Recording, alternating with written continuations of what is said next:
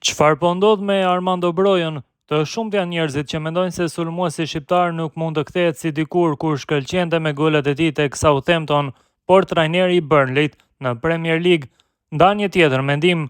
Ai shprehet se Armando Broja ka nevojë vetëm për pak minuta në këmbë dhe më pas do të kthehet në nivelet më të larta të tij.